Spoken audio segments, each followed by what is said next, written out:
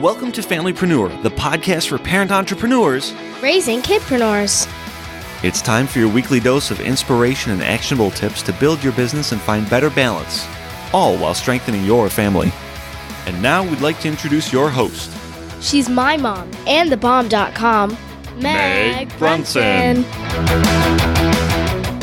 Hey there, welcome to episode number 89 of the Familypreneur podcast. Thank you so much for deciding to spend a little bit of time with me today. I want to talk a little bit about Podfest and some takeaways that I came home with, specifically as they pertain to parenting. So this is totally relevant for absolutely anybody who would be listening to this podcast. Especially to the people who have kiddos in school-aged kiddos. So at Podfest, one of my favorite mentors, Pat Flynn, was giving the closing keynote. Now, you may remember Pat. I interviewed him in episode number 33 of the Familypreneur podcast.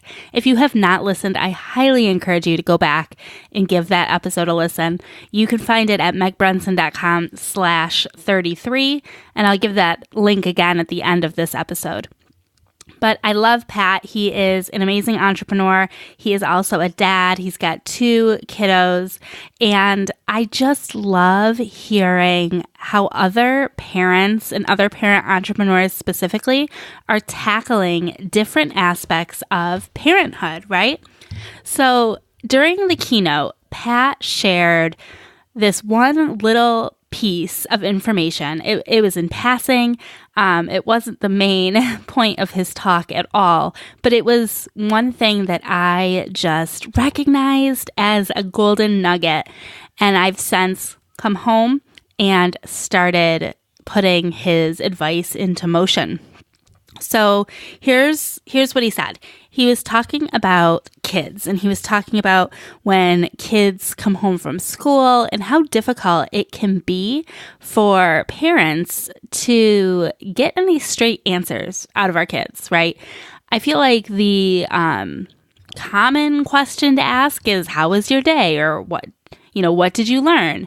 And if your kids are anything like mine, you don't get a lot from them when you ask those questions.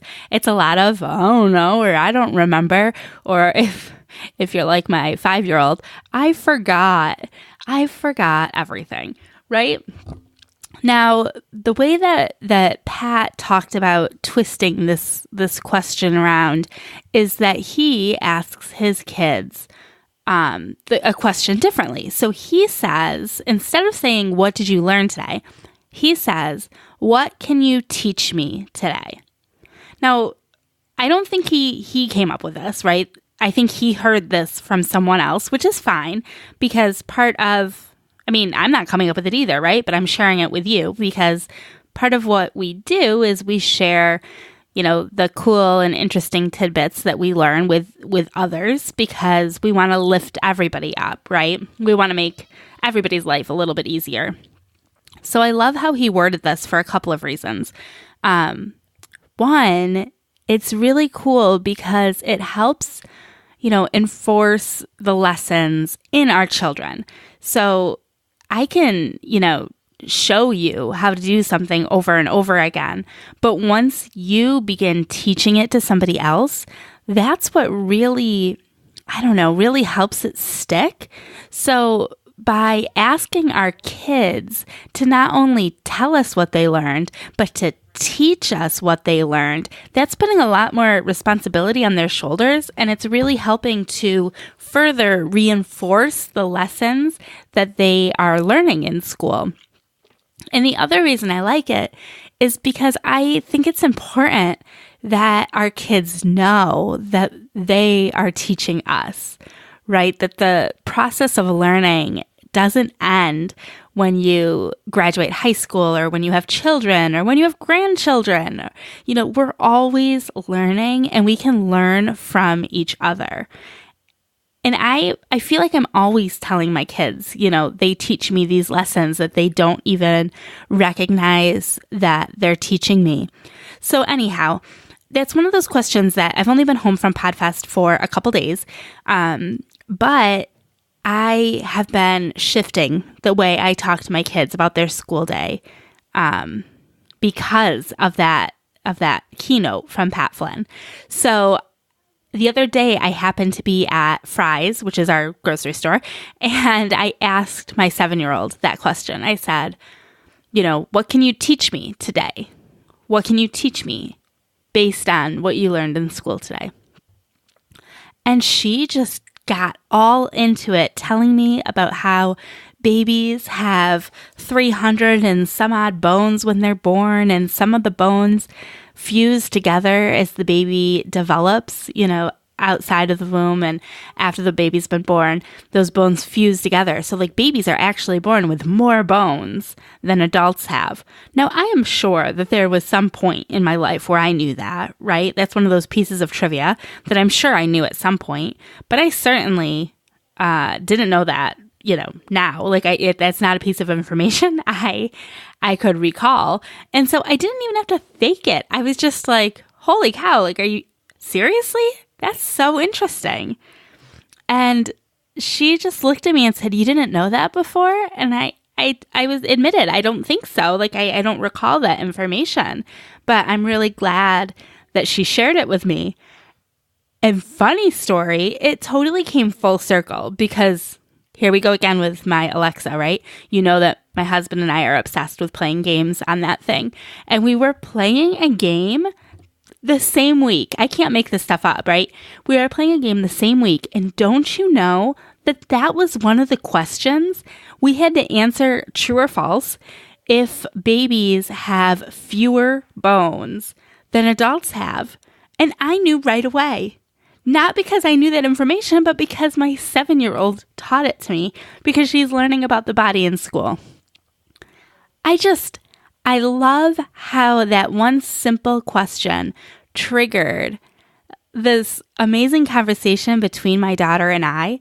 And then I got to use it to crush my husband in our Alexa game, right? Full circle. Amazing experience.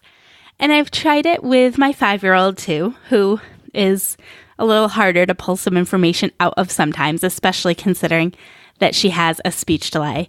However, she jumped right into the teacher role and explaining the things that she could teach me based on her school lessons that day. So I really wanted to share that with you because I got a lot of value from it. I'm always looking for creative ways that we can, build stronger connections with our kids, that I can pull more information out of them to learn more about what's been going on during the school day. And of course, that we can empower and equip them to retain more of the information that they're learning so that it sticks with them longer. So the next time your kiddo comes home from school, I encourage you to shift the dialogue in your brain, and instead of asking them how their day was or what their favorite part was, try asking them what they can teach you today, and then be open to those lessons. I think you're going to learn a thing or two, and it's so fun to do so. Thank you again for taking a little bit of time with me today. I love having these chats. And again, I want to remember to drop that link. If you haven't listened to Pat Flynn's episode, totally encourage you to do so. megbrunson.com/33. That will bring you to the show notes. And you can, of course, scroll back in your podcast player of choice and listen right here as well. If you haven't already subscribed to the show, now is the perfect time to do so. You should see a subscribe button right in the app that you're listening to this episode on. And subscribing will help ensure that you don't miss another episode. We bring you new episodes on Mondays, Wednesdays, and Fridays. And I just appreciate it so much that you're here. You're my favorite. All right. Well, until next time, have a great weekend. Have a great night, depending upon when you're listening to this. And we'll talk soon, okay? Bye.